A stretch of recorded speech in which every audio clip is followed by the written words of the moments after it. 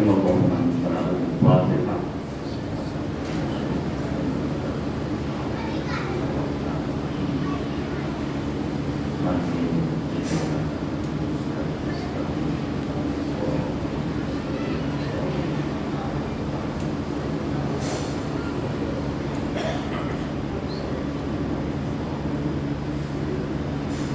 ما شاء الله لا حول ولا قوة إلا بالله العلي العظيم. حسبنا الله ونعم الوكيل، نعم المولى ونعم النصير. أعوذ بالله من الشيطان اللعين الرجيم. بسم الله الرحمن الرحيم. رب اشرح لي صدري ويسر لي أمري واحلل عقدة من لساني يفقهوا قولي. الحمد لله رب العالمين، والعاقبة للمتقين، والجنة للمؤمنين، والنار للملحدين والمنافقين والكافرين والعاصين والظالمين. وصلى الله على سيدنا ومولانا وحبيب قلوبنا وطبيب نفوسنا وشفيع ذنوبنا مولانا ومولى الثقلين جد الحسن والحسين أبي القاسم المصطفى محمد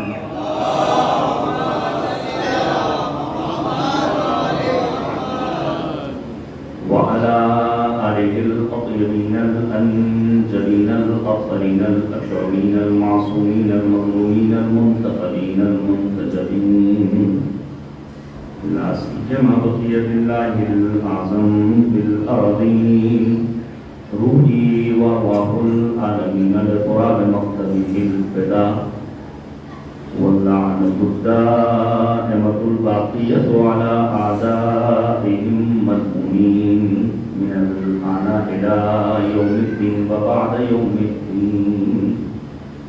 آمين رب العالمين. أما بعد، فقد قال مولانا علي بن موسى الرضا عليهما الصلاة والسلام: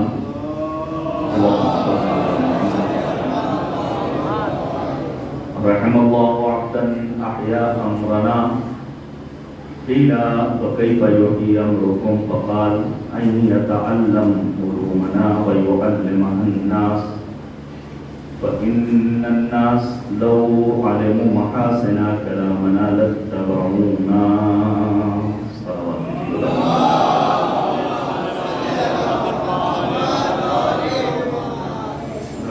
کے ایک مرتبہ سورہ حمد اور 3 مرتبہ سورہ اخلاص پڑھ کر مرحوم مقبول جمع سال مومن سید مرتضی حسن ابن جناب سید بدر حسن صاحب کو ارشاد کرنا. اللهم صل على محمد وعلى محمد. اللهم صل على محمد وعلى محمد. بسم الله الرحمن الرحيم. الحمد لله رب العالمين الرحمن الرحيم مالك يوم الدين إياك نعبد وإياك نستعين اهدنا الصراط المستقيم صراط الذين أنعمت عليهم غير المغضوب عليهم ولا الضالين. بسم الله الرحمن الرحيم. قل هو الله أحد الله الصمد لم يلد ولم يولد ولم يكن له كفوا أحد. بسم الله الرحمن الرحيم. قل هو الله أحد الله الصمد لم يلد ولم يولد ولم يكن له كفوا أحد. بسم الله الرحمن الرحيم.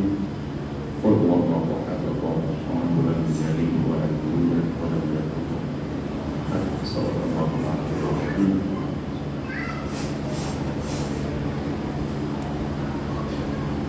عزیزان گرامی، ایک جمع سال فراغ مومن کے 40ویں کے موقع پر مولانا جاؤ میں ابتدائی سخن میں قرآن کریم پاکہ میں دعا کریں پر وغیرہ رہا تو قرآن میں لگے ان کی مغفرت فرما، ان کے درجات کو بلند سے بلندر فرما، ان کے گناہ کبیرہ و صغیرہ کو معاف فرما، ان کے پسماندگان بالخصوص ان کے والدین، ان کے بھائی اور بہنوں کو تمام حصہ اور انتباہ کو پروردگار صبر و اجر عنایت فرما، ہم سب کی عاقبت کو خیر فرما. دعاؤں کی قبولیت کے لیے مل جل کر آواز بلند نعرہ صلوات.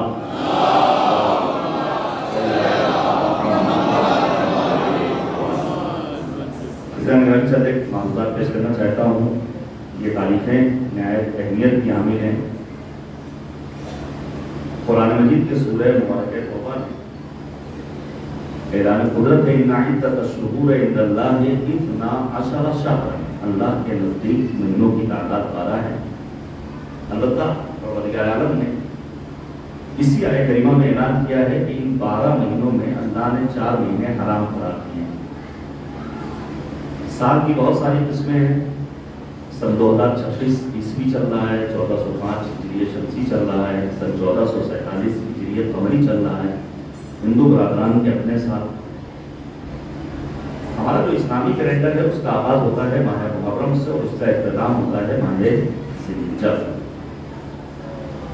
پہلا اسلامی مہینہ ماہ محرم حرام مہینہ ہے. 7واں اسلامی مہینہ ماہ رجب المرجب حرام مہینہ ہے. یہ 11واں اسلامی مہینہ اس کو کہا ہی جاتا ہے ذی القعدۃ الحرام حرام مہینہ ہے. اور آنے والا مہینہ ماہ ذی الحجۃ الحرام چوتھا وہ حرام مہینہ ہے. اس کی خصوصیت یہ ہے کہ ان حرام مہینوں میں اگر انسان گناہ کرے گا تو عذاب پروردگار میں اضافہ ہوگا, اور اگر نیکیاں کرے گا تو ایک نیکی کے عوض پروردگار کئی گنا اجر و ثواب عطا کرے گا. ماہ ذی القعدہ کی ساری فضیلتیں چھوڑتے ہوئے چونکہ ہم نے اپنے بچپنے سے ماہ ذی القعدہ کے لیے جو یہاں ہمارے مومنین پورانچل کے علاقے سے تعلق رکھتے ہیں یا لکھنؤ اور اطراف لکھنؤ کے, وہ اس بات کو محسوس کر سکتے ہیں کہ ہمارے علاقے میں اور شاید بھوپال میں بھی ایسا ہو, ماہ ذی القعدہ کو سماج اور معاشرے میں خالی کا مہینہ کہا جاتا ہے. یہ کیوں کہا جاتا ہے مجھے نہیں معلوم. یہ کیوں کہا جاتا تھا مجھے اندازہ نہیں, جبکہ ہرگز خالی مہینہ نہیں ہے. ابتدا ہوئی ہے کریم اہل بیت بنت باب الحوائج حضرت فاطمہ معصومہ سلام اللہ علیہا کی ولادت باسعادت سے.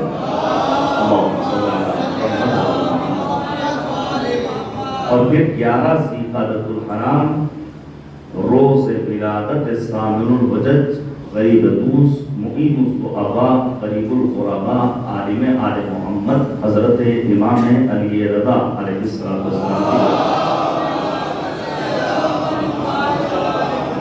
بعض روایات کی روشنی میں 23 ذی القعدہ امام رضا کی شہادت کی تاریخ ہے. عید تحب الارض 25 ذی القعدۃ الحرام یعنی وہ دن جس دن زمین کا فرش بچھایا گیا اسی ماہ ذی القعدہ میں.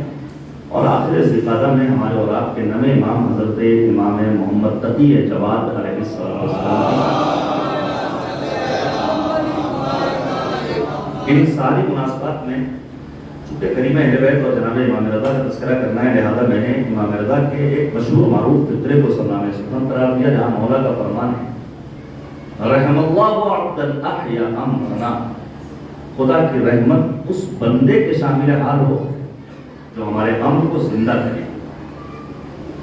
راوی نے سوال کیا وکیف یحیی امرکم, آج کی زبان میں اگر کہنا ہو تو کہا جائے گا مولا کیا آپ کا امر زندہ ہوگا نعرے لگا کر, زمانی جمع خرچی کے ذریعے, فرش مسرت بچھانے کے ذریعے, مومنین کے لیے کھانے پینے کا انتظام کرنے کے ذریعے.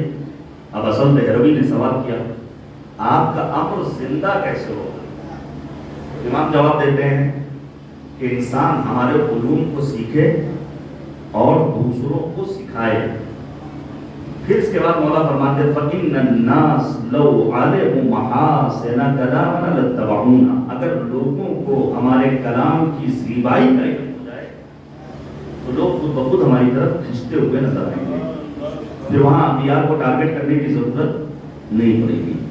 پھر وہاں صرف اور صرف اہل بیت کی خوبصورتیوں کو, اہل بیت کے فضائل اور کمالات کو, اہل بیت کے علمی معارف کو دنیا تک منتقل کرنا یہ ہمارا اور آپ کا اولین فریضہ ہوگا.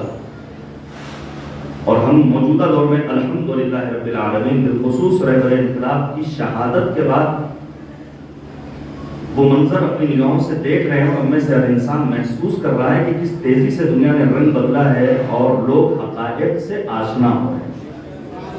ایک بات عرض کر دوں تاکہ رہبر انقلاب کو یاد کر لیا جائے جن کا ہم سب کی گردنوں پر حق ہے. یاد رکھیے گا سن 40 ہجری کے بعد اب تک ہم شیعوں کے لیے یا حقیقی پیروان مکتب اسلام کے لیے اتنا حسین لمحہ نہیں آیا تھا جتنا حسین لمحہ آج ہم اپنی نگاہوں سے دیکھ رہے ہیں۔ سن 40 کے بعد پہلی مرتبہ الحمدللہ مکتب تشیع مکمل طور پر افق عالم پر آفتاب انتخاب بن کر چمکا۔ صلوات دیگر محمد محمد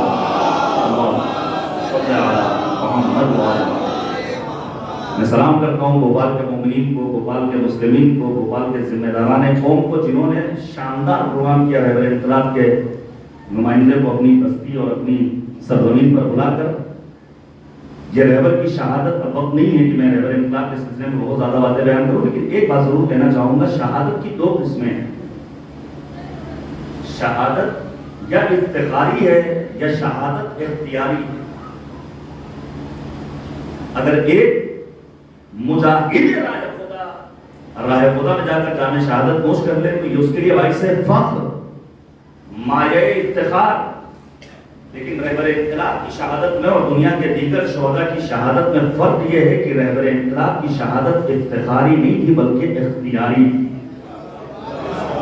ذمہ داروں نے آ کر کہا تھا کہ آپ بنکر میں چلے جائیے، ابھی سورج شکلا گئے ہوئے ہیں، آپ جا کر کے دراصل ان کی رپورٹ کو دیکھیے گا تو گراؤنڈ لیول سے وہ آ کر کے بیان کر رہے ہیں کہ وہ کسی جگہ جا کر چھپے نہیں تھے۔ وہی جواب دیا تھا جو مہمان انقلاب حضرت امام الخمینی رضوان اللہ تعالیٰ علیہ نے اسلامی انقلاب کی کامیابی کے بعد جواب دیا۔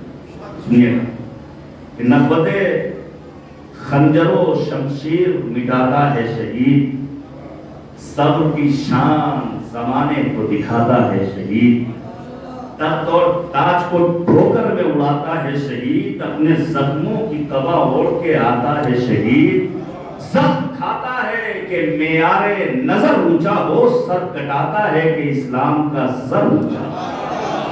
صلوات دیجیے گا محمد وعلیہ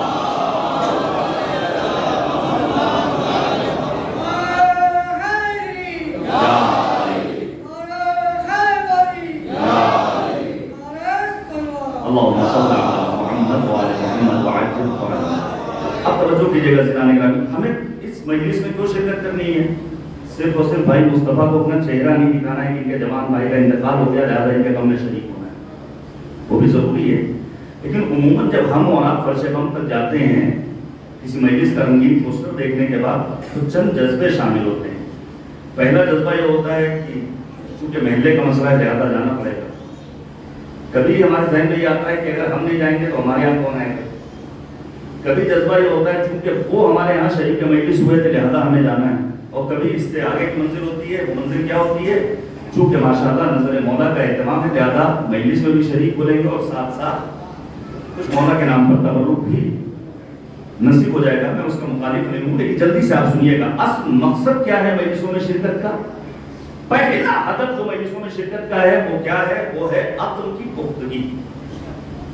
ہماری عقلیں اگر پختہ ہو جائیں تو ہم قدم قدم پر استخارے کا سہارا نہیں لیں گے۔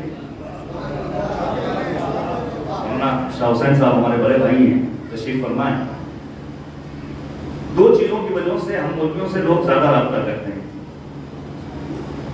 ایک تو بچے کی ولادت کے بعد جب آدھار کارڈ بننا ہوتا ہے، بچے کا ایڈمیشن کرانا تو منصب نام رکھ دیجیے، اور دوسرا مسئلہ منصب استخارہ، یعنی ایوریج اگر نکالا جائے تو روزانہ کم سے کم 1 استخارہ تو مولوی صاحب دیکھتے بھی ہیں، جس کی کوئی فیس نہیں، جس کی کوئی اجرت نہیں، جس کا کوئی پرسانِ نام نہیں۔ اچھا آپ انصاف سے بتائیے استخارہ ہے، لیکن امیر کائنات کا وہ معروف فقرہ جہاں مولا فرماتے ہیں الاستشارۃ عین الہدایہ، مشورہ طلبی عین ہدایت ہے۔ کیا مطلب؟ پہلے مشورہ کر لو، سوچ سمجھ لو، اور جب بالکل عقل کام نہ کرے تو اس موقع پر تم استخارے کا سہارا لو۔ اب آپ انصاف سے بتائیے اگر ایرانی مجاہدین نے حزب اللہ کے جوانوں نے قدم قدم پر استخارہ کیا ہوتا تو کیا ایرانی جوان اور ایرانی مجاہدین امریکی بیسز کو اڑانے میں کامیابی حاصل کر سکتے ہیں؟ قرآن مجید میں 49 مقامات پر پروردگار عالم نے کلمہ عقل کو استعمال کیا۔ میں اس بات کو اور یاد رکھیے گا، یہ جو ہمارے سماج میں آپ دیکھتے ہیں میاں بیوی آپس میں ہو گئے، بھائی بھائی میں اختلاف ہو گیا، باپ بیٹے لڑائی کا شکار ہو گئے، تو اس کی بنیادی وجہ یہ ہے کہ ہماری عقلیں ناپختہ ہیں۔ ذرا سوچئے سلمان فارسی کیا عظیم صحابی ہے پیغمبر، منا اہل بیت، وہ بھی رہنے والے کہاں کے تھے؟ فارس کے، سلمان فارسی مسجد میں بیٹھے ہوئے آنے والا آ کر کہتا ہے سلمان یہ بتاؤ تمہاری داڑھی کا بال اچھا ہے یا کتے کی دم کا بال اچھا ہے؟ ابھی مجھ سے کوئی پوچھ کر دکھائے، آسٹریلیا چل جائے گی، ہمت کیسے ہوگی؟ لیکن چونکہ سلمان عقل کے پختہ تھے، بے ساختہ ایک جملہ کہتے ہیں، اے جوان سن، اگر روز محشر خدا کی بارگاہ میں میری داڑھی پورے صراط سے مجھے گزارنے میں مددگار ثابت ہو تو میری داڑھی اچھی ہے، اگر گزارنے میں ناکام رہے تو اس جانور کی دم کا بال اچھا ہے۔ پہلا فلسفہ اور پہلا مقصد ہے عقلوں کی پختگی۔ دوسرا، بہت سارے ہدف ہیں، دوسرا ہدف ہے علم میں اضافہ۔ تو کیا علم ڈگریوں کا نام ہے؟ بھائی C B S E board, I C S E board, U P board سب کا رزلٹ آ چکا ہے۔ کبھی کبھی ہم خوش ہو جاتے ہیں کہ ہمارے بچے نے 90% مارکس حاصل کیے۔ علم ڈگریوں کا نام نہیں ہے، علم 10 برس کسی حوزے، کسی یونیورسٹی، کسی مدرسے کی چہار دیواری میں رہ لینے کا نام نہیں ہے۔ علم ابا تبا ماما اور ٹائی بیلٹ اور شیروانی اور ٹوپی کا نام نہیں ہے۔ وگرنہ ذاکر نائک کے بارے میں اگر آپ سنیں تو آپ کو محسوس ہوگا کہ خالی ڈبوں میں بجز موجے ہوا کچھ بھی نہیں، چھو کے دیکھا تو قباؤں کے سوا۔ یہ علم، میں چاہتا ہوں کہ کچھ باتیں یہاں سے ہم لے کر اٹھیں تاکہ ہمارا مجلسوں میں آنا بمقصد ہو جائے۔ اب جلدی سے سنیے گا، چونکہ ایک جوان سال برادر میں مجھے افسوس ہوا جب میں نے پورا واقعہ سنا، حیرت بھی ہوئی، افسوس بھی ہوا۔ بالکل نوجوان، ہونہار نوجوان،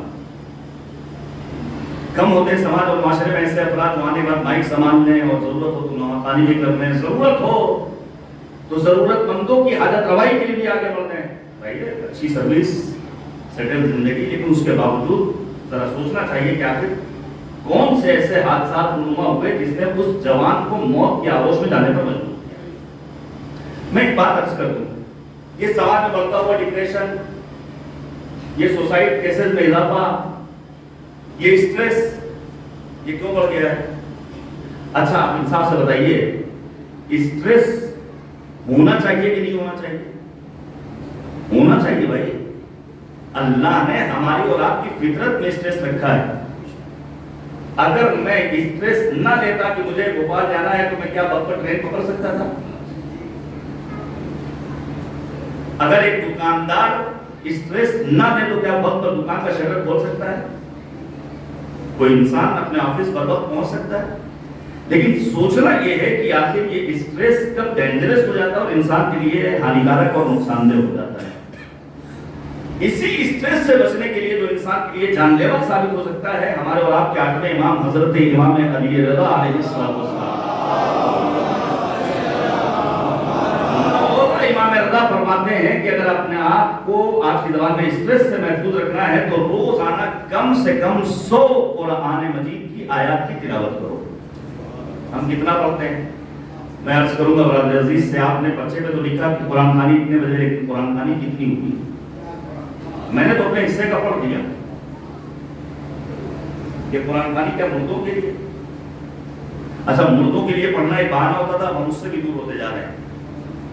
یاد رکھیے گا، جس امام کا تذکرہ کرنا چاہتا ہوں اس امام کی زندگی کا خلاصہ یہ ہے کہ مولا ہر روز 10 جز قرآن مجید پڑھا کرتے ہیں، اور پھر 3 دنوں میں ختم قرآن کرنے والے سامع الحجت مولا امام رضا فرماتے ہیں کہ میں اس سے زیادہ اسپیڈ میں پڑھ سکتا ہوں، لیکن 10 جز ایک دن میں اس لیے پڑھتا ہوں تاکہ قرآن میں غور و فکر اور تفکر و تدبر کر سکتا ہوں۔ ہمیں اور آپ کو بھی قرآن سے ماموز، اچھا چلیے ہم 10 جز نہیں پڑھ سکتے، 100 آیات نہیں پڑھ سکتے، 10 آیات تو پڑھ سکتے ہیں۔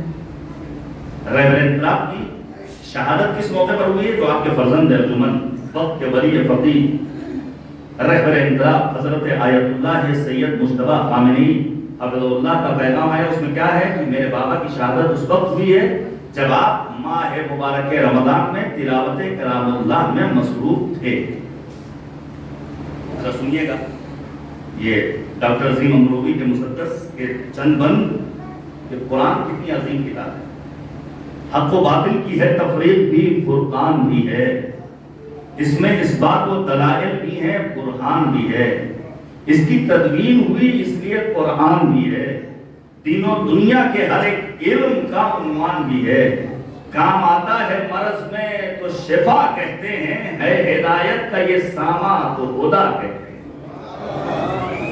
سنیے گا، حق کے بندوں پہ ہے ایک سایہ رحمت قرآن، سب سے بڑھ کر ہے یہ قصر عدالت قرآن، اور انسان کو کرتا ہے نصیحت قرآن، ہر بشر کے لیے ایک باب ہدایت قرآن، اس کے دامن میں ہر ایک خشک ہر ایک تر موجود ہے، جہاں آل محمد یہ وہاں پر موجود۔ ایک بندہ سن لیجیے، یہی قرآن تو اللہ کا ایسا ہے کلام جو ابد تک کے لیے آیا ہے لے کر پیغام، ہے یہ ہر ایک کے لیے خاص وہ بندہ ہو کے عام، اس کی امداد سے بگڑے ہوئے بن جاتے ہیں کام، اس پہ جو کچھ ہے وہ اللہ کا فرمودہ ہے، 1400 سال ہوئے پھر بھی نہ فرسودہ ہے۔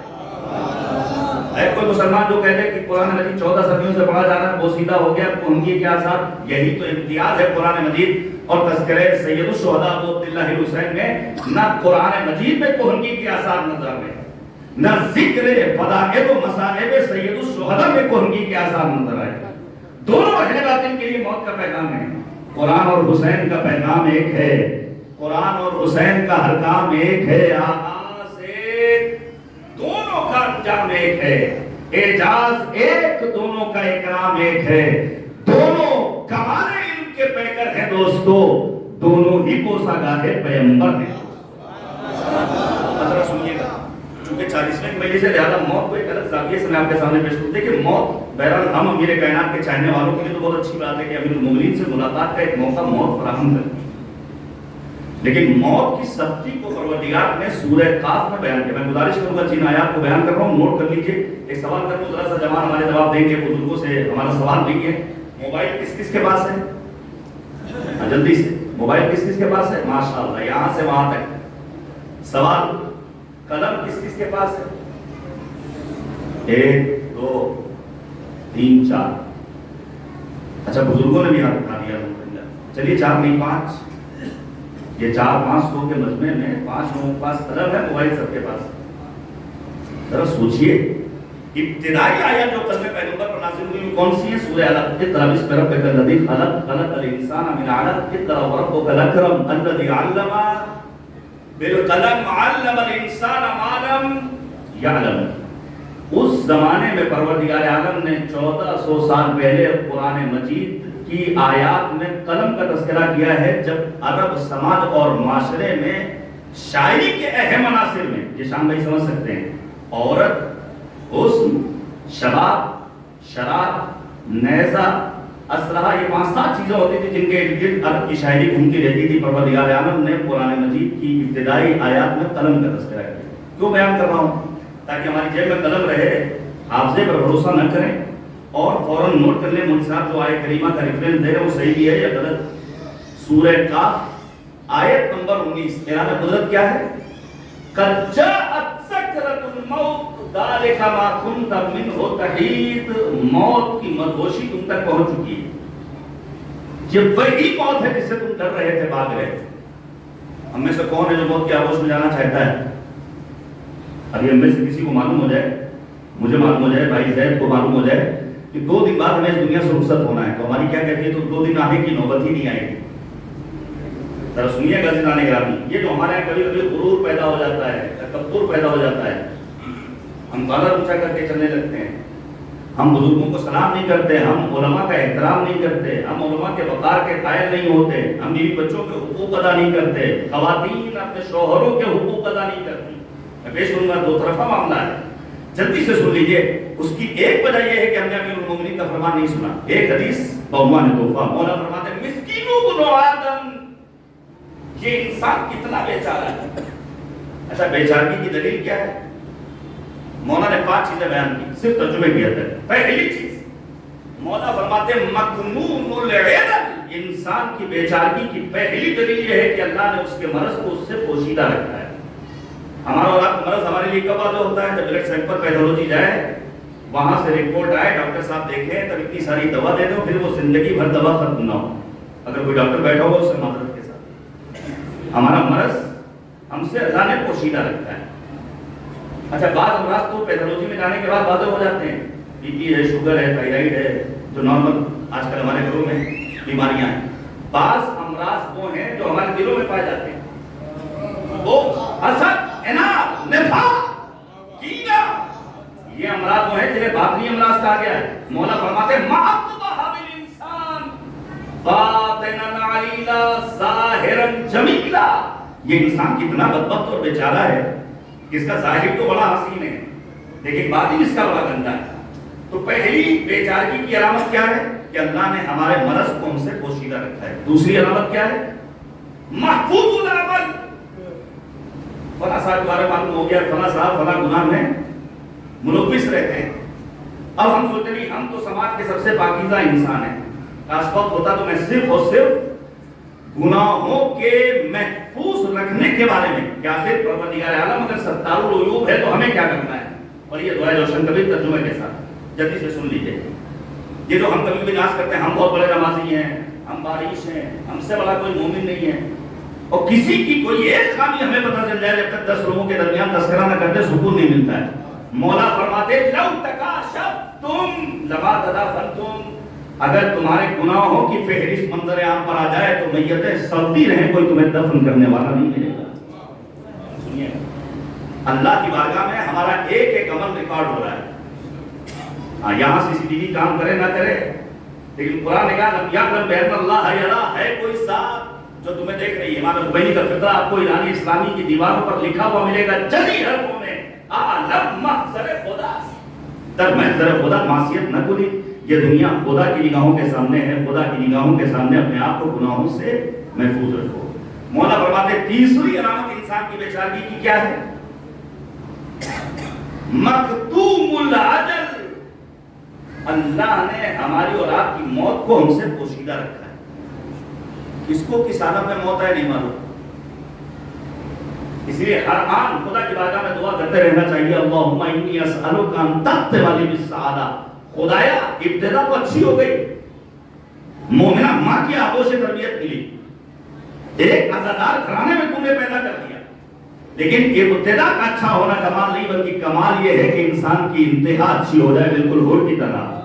جن کے لیے شاعر نے کہا کہ زنجیر جہنم سے جو آزاد ہوا ہور، رضوا کی طرح خود میں آباد ہوا ہور. سلمہ ہوا، بوزر ہوا، مرداد ہوا ہور، ایک صحبت شبیر سے کیا شاد ہوا ہور. مرنے میں بھی جینے کا مزہ مل گیا ہور کو، شبیر کے ملنے سے خدا مل گیا ہور. صلوات بھیجیے گا محمد ہوا.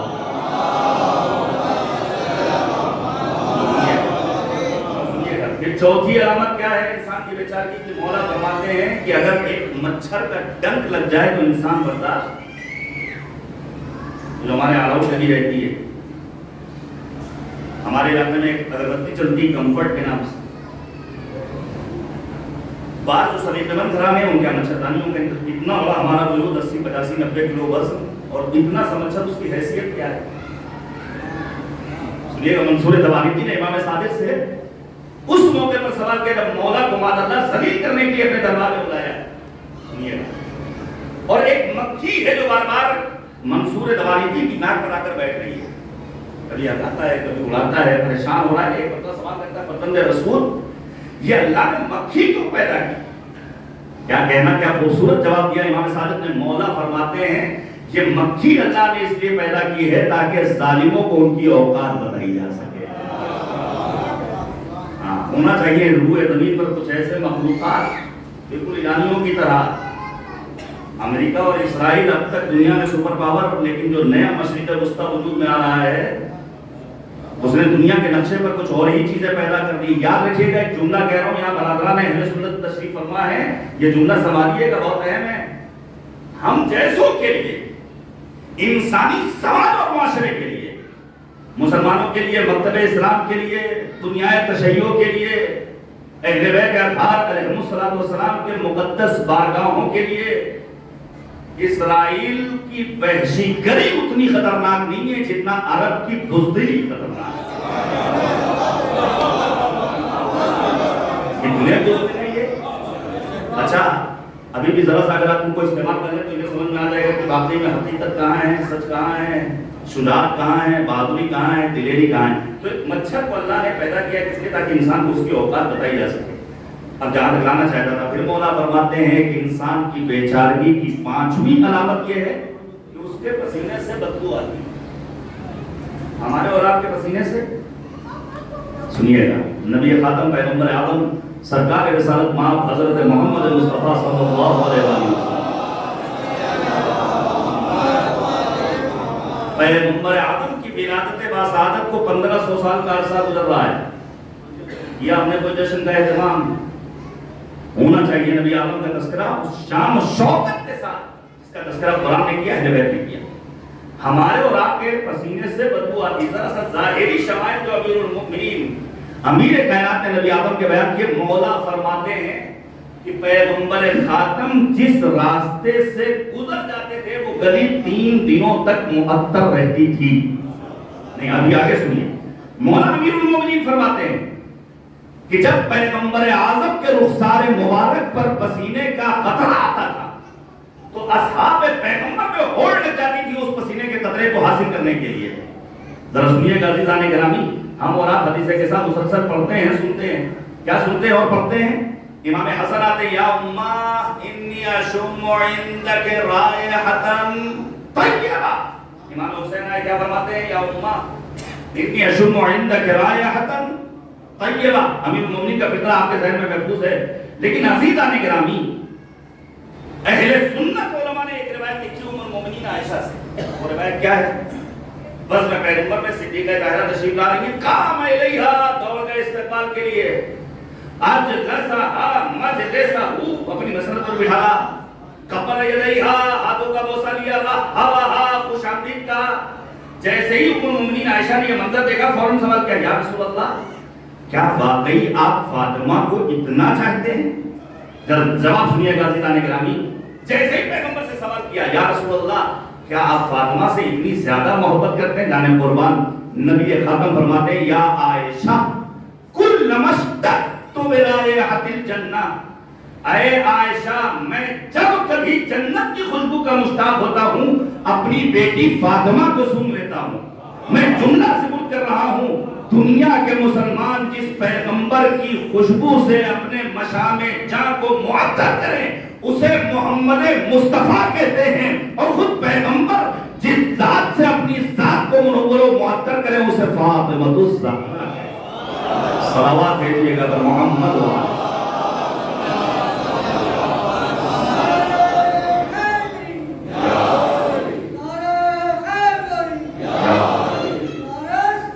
اللہم صلی علی محمد و علی محمد و عجل۔ تو موت ہمارے لیے سخت ہے، قرآن کہتا ہے موت کی مدوشی تم تک۔ یہ موت ظاہر اتنی سخت ہے کہ پروردگار نے وہی تعبیر استعمال کی ہے جو شدت عذاب کو بیان کرنے کے لیے سورہ حج میں بیان ہے۔ وہاں سکارا کی تعبیر ہے، یہاں سکرۃ الموت کی تعبیر ہے۔ اب اس موت کی سختی کو منیمائز کرنے کے لیے، ذرا کم کرنے کے لیے مذہب نے کچھ اصول دیے۔ مثلا میں جلدی سے ایک مسئلہ شرعی بیان کر دوں، کوئی جوان اگر صحیح بتا دے گا، پھر بزرگوں سے سوال نہیں، بزرگوں سے ہم نے دین سیکھا ہے، جوانوں سے سوال ہے۔ ہمارے یہاں تلقین کتنی پڑھی جاتی ہے؟ جلدی سے جی، مصطفیٰ بھائی نے بتایا اور غلط بتایا، کتنی پڑھی جاتی ہے؟ کروڑ والے بھی بتا سکتے ہیں۔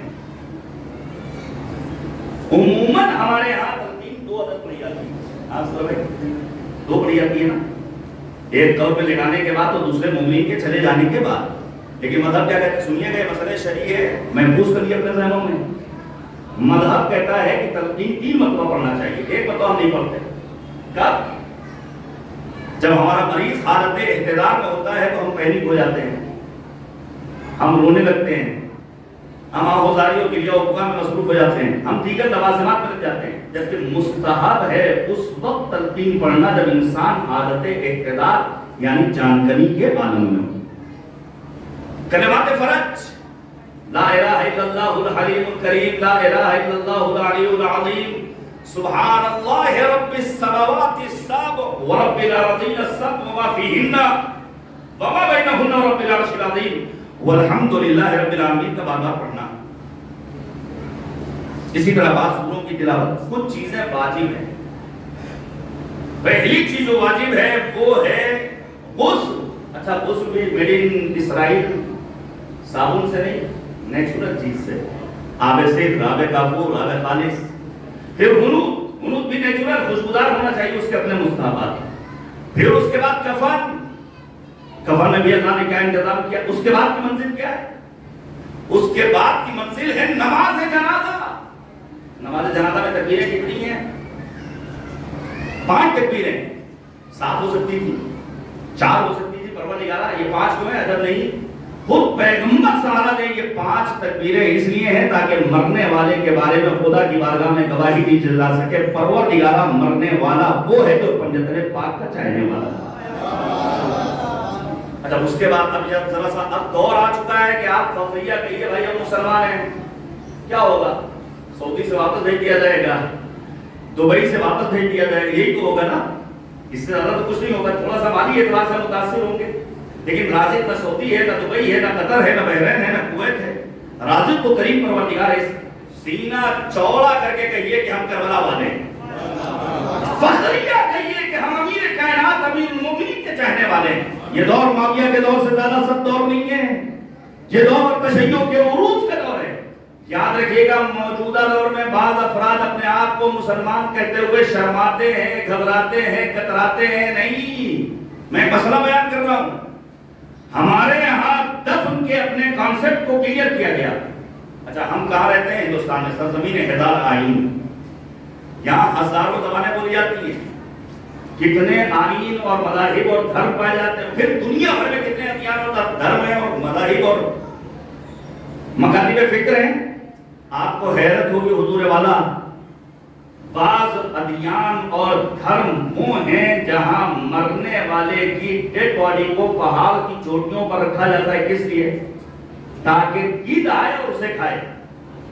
کچھ مذاہب اور دھرم وہ ہیں جہاں مرنے والے کے جسم کے ٹکڑے ٹکڑے کیے جاتے ہیں تاکہ کھانے والے جانوروں کو کھانے میں آسانی ہو. سلام ہو نبی خاتم پیغمبر آدم سرکار رسالت مآب حضرت محمد مصطفیٰ صلی اللہ علیہ وآلہ وسلم پر، جنہوں نے وہ شریعت پیش کی ہے جہاں دفن کرنے کا وہ حکم دیا گیا ہے جو خود مرنے والے کے لیے بھی بہترین اور پسماندگان کے لیے بھی بہترین اور ہمارے انوائرمنٹ اور فضا کے لیے بھی بہترین ہے نا. اچھا مثال کے طور پر مجھے نہیں معلوم اس وقت پرویز صاحب یہاں تھے یا نہیں تھے، یعنی مرحوم کے والد بزرگوار، لیکن ہوتا ہے نا کبھی کبھی مثلا میں یہاں ہوں، میرا فنا عزیز مثال کے طور پر دلی میں دنیا سے رخصت ہو گیا، سعودی، دبئی، قطر، بحرین کسی ایک جگہ پر دنیا سے رخصت ہوتا ہے. ہم پریشان ہیں بھائی، ہم نے آخری وقت میں دیدار نہیں کیا، جلدی سے سن لیجیے اور پھر ناز کیجیے. یہ کبھی کبھی ہمارے جوان سوال کرتے ہیں آقا رہبر کی تدفین کب ہوگی؟ بہت سارے جوانوں نے رہبر کی شہادت کے بعد اس ناچیز سے کہا کہ بڑی حسرت تھی کہ ایک مرتبہ دستبوسی کا شرف مل جاتا. آرزو ہم میں سے ہر انسان چفیہ مل جاتی ہے، قطعت انگوٹھی مل جاتی، کوئی مسئلہ پوچھ لیتے، کوئی نصیحت کا فکرہ لے لیتے. جلدی سے سنیے گا. آنے والا امام معصوم سے کہتا ہے اخی میں بغداد، مولا مرحوم اس وقت مدینے میں، میرا بھائی بغداد میں اس دنیا سے رخصت ہو گیا. مدینے سے بغداد کا فاصلہ بہت زیادہ، میں اس کے دیدار سے محروم رہا. امام معصوم فرماتے گھبراؤ مت، جو بھی مومن اس دنیا سے رخصت ہوگا اس کی روح پہنچے گی کہاں؟ وادی السلام یعنی نجف اشرف. جب کافر و مشرک اور منافق دنیا سے رخصت ہوگا اس کی روح کہاں پہنچے گی؟ وادی برہوت، یمن کی سرزمین. زیادہ گھبرانے کی ضرورت نہیں کہ رہبر کا دیدار نہیں کیا آج بھی تو کل مرنے کے بعد رہبر سے ہماری اولاد کی ملاقات وادی السلام میں ہوگی. خدائے سخن جناب پیر انیس اعلی اللہ مقامہ نے کہا خورشید شرف برج شرف میں ہوگا، گوہر معدن میں در صدف میں ہوگا، مشرق میں کہ مغرب میں اسے دفن کرو، جو عاشق حیدر ہے نجف میں ہوگا. صلوات بھیجیے گا بر محمد وآل. ایک مل کر صلوات بھیج دیجیے گا بر محمد وآل. عزیزان گرامی، یہ تعلیمات ہے، یہ تعلیمات قرآن. یہ اچھا جلدی سے بات بہت تیزی سے گزر گیا، 40 منٹ ہو گئے، 45 منٹ مجھے پتا نہیں. میں چند ایک باتیں اور بیان کرنا. ہمارے یہاں جو اچھائی کا ملاپ اور معیار ہے وہ کیا ہے؟ مثلا فلاں صاحب بہت اچھے ہیں، جب بلایا جاتا ہے چلے آتے ہیں. فلاں صاحب بہت اچھے ہیں، چونکہ لڑائی جھگڑا نہیں کرتے. فلاں صاحب بہت اچھے ہیں، چونکہ نماز میں شریک ہوتے ہیں. لیکن میں ایک حدیث پیش کروں گا امام رضا غریب کی، جہاں امام نے اللہ کے اچھے بندوں کے 5 صفات کا تذکرہ کیا ہے. لیکن اس کے پہلے ذرا یہ بہت اہم موضوع ہے. مرحوم کی ایک بیٹی بھی ہے، میں اس کے روشن مستقبل کی، نام بھی بڑا حسین ہے، فاطمہ. خدا کی بارگاہ میں دعا کرتا ہوں پروردگار اس کا مستقبل تابناک کرے. اور ایک کمی تو اس کی زندگی میں ہو گئی ہے، اور اس کے علل اسباب تلاش کرنے چاہیے، اس کے وجوہات نہیں ہونا چاہیے ایسا. امید ہے کہ ہمارے سماج سے اس قسم کے کیسز ختم ہوں گے. اور یہ تبھی ممکن ہے جب انسان کے اپنے گھر میں، خاندان میں دین کی پابندی ہو. میں پھر گزارش کروں گا، دین کی پابندی کا مطلب فقط نماز کی ادائیگی نہیں، دین کا مطلب فقط روزے کی ادائیگی نہیں، دین فقط نماز، روزہ، حج، زکات، خمس کی پابندی نہیں ہے. دین یعنی ہر آن خدا کو اپنی نگاہ کے سامنے رکھنا اور اس کام کو انجام دینا جو خالصتاً لوجہ اللہ، رضا پروردگار کے حصول کے لیے انجام دیا جائے. ذرا سنیے گا سنانے گرامی، ایران میں پہلی ذیقعدہ سے 10 ذیقعدہ تک کے اس ایک عشرے کو کہا جاتا ہے عشرے کرامت، اور پہلی ذیقعدہ کو کہا جاتا ہے پہلی ذیقعدہ کو کہا جاتا ہے یوم تختہ. ہمارے یہاں بسا اوقات بیٹیاں، مثلا اسی شہر بھوپال کی بات کر رہا ہوں، ابھی چند برس پہلے روز شہادت امیر المومنین میں پہنچا تھا اپنے بعض دوستوں کے ساتھ اور ایک مولانا صاحب کے ساتھ. کہاں؟ اناتھالے RSS کا بہترین شاندار پھل فروٹ لے کر گئے تھے. ہم یتیموں سے ملنے کے لیے گئے تھے. ظاہر ہے ہمارے مذہب نے مسئلے کو مذہب کی کوئی طے نہیں لگائی. حیرت ہو گیا آپ کو جب میں وہاں پہنچا تو میں نے کیا دیکھا کہ اناتھالے کے باہر 2 گہوارے رکھے ہوئے ہیں. اور جب ریسیپشن پر جانے کے بعد پہلا سوال کیا، یہ آخر 2 گہوارے کیوں ہیں؟ تو جواب یہ دیا گیا کہ بسا اوقات لوگ اپنے بچوں کو ان کی پیدائش کے بعد کوڑے کے ڈھیر پر پھینک دیتے ہیں، بچہ مر جاتا ہے، جانور اٹھا لے جاتا ہے. یہ ہم نے اس لیے رکھا ہے تاکہ کسی انسان کو اگر بچہ نہ چاہیے ہو، خاموشی سے لا کر رکھے چلا جائے. اس کی تربیت کرنا، اس کو پالنا پوسنا یہ ہماری ذمہ داری. یعنی آج کے اس آدھونک دور میں، ترقی یافتہ دور میں بھی ہیں ایسے افراد جنہیں اپنی اولاد سے الرجی. سنیے گا، کاش وقت ہوتا تو میں بیان کرتا کہ اقوام متحدہ میں دنیا بھر کے سربراہان مملکت نے سر جوڑ کر بیٹھنے کے بعد جو قوانین بنائے حقوق انسانی کے نام پر، کہیں ایک جگہ آباشن اور صدق تجریب کا آپ کو تذکرہ نہیں ملے گا. جبکہ مذہب کیا کہتا ہے؟ لا تقتلوا اولادکم خشیۃ املاق نحن نرزقهم وإياکم. خبردار، رزق روزی کے ڈر سے اپنے بچوں کو قتل مت کرنا. ہم تمہارے بچوں کے رزق کا انتظام پہلے کرتے ہیں، تمہارے رزق کا انتظام بعد میں کرتے ہیں. ساتھ خدا پہ بھروسہ ہونا چاہیے. اب پیغمبر کی حدیث نعم الولد البنات، بہترین اولاد بیٹیاں ہیں. آپ کو معلوم ہونا چاہیے موجودہ دور میں بچوں کو ورگلانے کے لیے اسلام دشمن عناصر کوئی کسر نہیں چھوڑ رہے، لیکن بیٹوں سے زیادہ مائنڈ ڈائیورٹ کرنے کے لیے کام کیا جا رہا ہے بیٹیوں کا.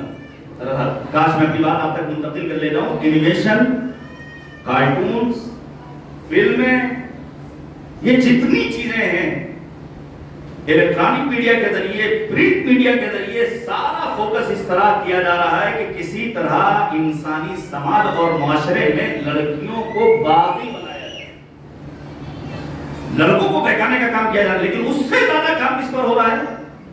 لڑکیوں پر. اب ضرورت ہے کہ ہم لڑکیوں کو ان کی کمسنی سے ہی ان کے حقوق بتائیں کہ آخر دین نے کیا کہا ہے، مذہب نے کیا کہا ہے، قرآن نے کیا کہا ہے، اہل بیت نے کیا کہا ہے. حتیٰ صلوات دیجیے گا محمد وعلیہ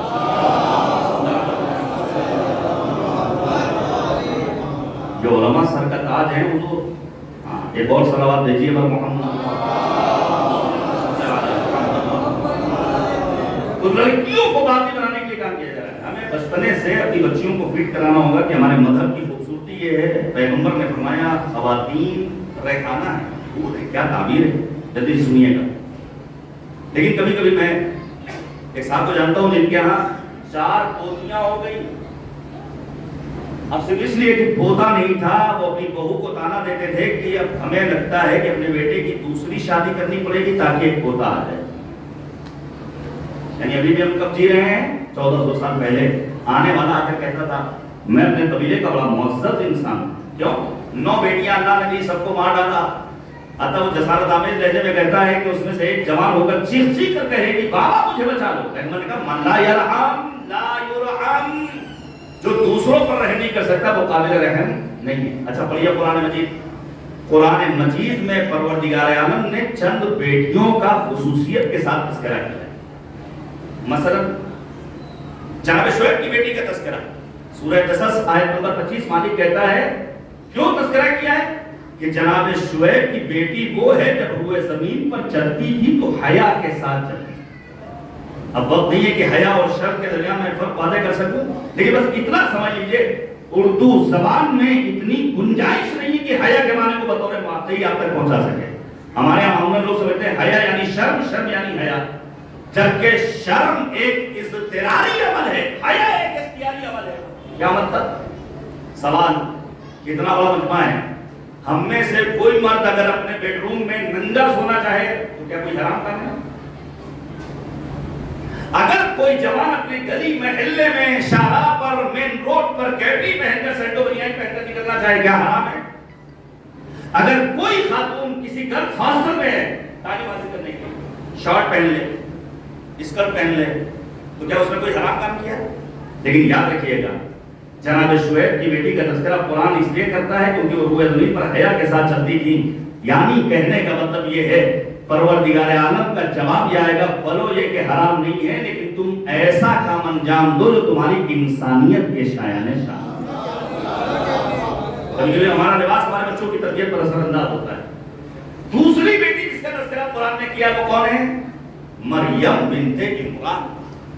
قرآن کا اعلان ان اللہ اصطفاک وطہرک واصطفاک علی نساء العالمین. ایک بیٹی اور ہے، وہ بیٹی ہے صدیقہ طاہرہ بنت پیغمبر سیدۃ المصطفیٰ حضرت فاطمہ الزہرا سلام اللہ علیہا. اچھا جلدی سے فضیلت فاطمی کا ایک کوشش آپ کے سامنے پیش کر رہا ہوں تاکہ آپ ناز کر سکیے کہ آپ شیعہ ہیں، آپ اہل بیت کے چاہنے والے ہیں، آپ مسلمان ہیں. اگر میں آپ سے سوال کروں کہ قرآن مجید میں آیت تطہیر کون سی ہے تو کون سی آیت پڑھیں گے آپ لوگ؟ انما، جلدی سب کو ماشاءاللہ یاد ہے، چھوٹے بچوں سے لے کر کے بزرگوں تک. انما یرید اللہ لیذھب عنکم الرجس اہل البیت ویطہرکم، یہ آپ سب کو یاد ہے. لیکن سید العلماء کو سلام کا تحفہ سید العلماء مولانا علی الدین اکن صاحب اللہ فرماتے تھے کہ قرآن مجید میں 3 آیات تطہیر. ایک آیت تطہیر ہے اہل بیت کے سلسلے میں جسے آپ نے ابھی سنا اور پڑھا. ایک آیت تطہیر ہے بیت کے سلسلے میں انتا الی بیت للطائفین والعاکفین والرکع السجود. لیکن یاد رکھیے گا بیت اور اہل بیت کی طہارت میں بنیادی فرق ہے.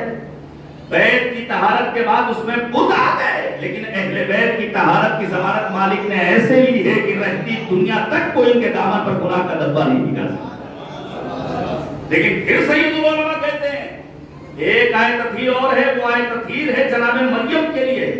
ان اللہ اصطفاک وطہرک واصطفاک علی نساء العالمین. پروردگارا جو آیت تطہیر تو نے مریم کے لیے اتاری وہاں ایک مرتبہ کلمہ طہارت کے، اور جو آیت تطہیر فاطمہ اور اہل بیت پیغمبر کے لیے اتاری وہاں 2 مرتبہ کلمہ طہارت. یطہرکم تطہیرا. پروردگارا راز کیا ہے؟ عجب نہیں آواز قدرت ہے. اے میرے نادان بندے ذرا اپنے سماج میں مشہور ضرب المثل اور کہاوت کو دیکھ لے. ایک ایک ہوتا ہے 2 11 ہوتے ہیں. کیا مطلب؟ کہا چونکہ مریم کی آغوش میں ایک عیسیٰ کو پروان چڑھانا تھا لہذا ایک مرتبہ کلمہ طہارت. فاطمہ کی آغوش میں 11 معصوموں کو پروان چڑھانا تھا لہذا 2 مرتبہ کلمہ طہارت. صلوات بھیجیے گا محمد وآلہ.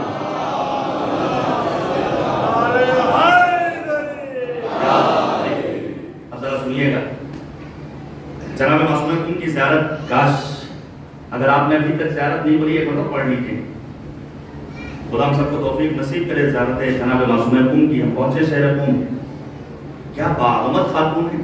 مثلا چند ایک صفات اور خصوصیات. پہلی صفت جناب معصوم جو بنت باب الحوائج ہیں وہ کیا ہے کہ آپ کا حرم اطہر روز روشن کی طرح آشکار. مثلا جناب زینب کے حرم کے بارے میں اور آپ کی قبر اطہر کے بارے میں علماء میں اختلاف ہے. کچھ کہتے ہیں کہ جنت البقیع میں، کوئی کہتا مدینے میں، کوئی کہتا مصر میں، اکثریت کہتی شام کی سرزمین پر.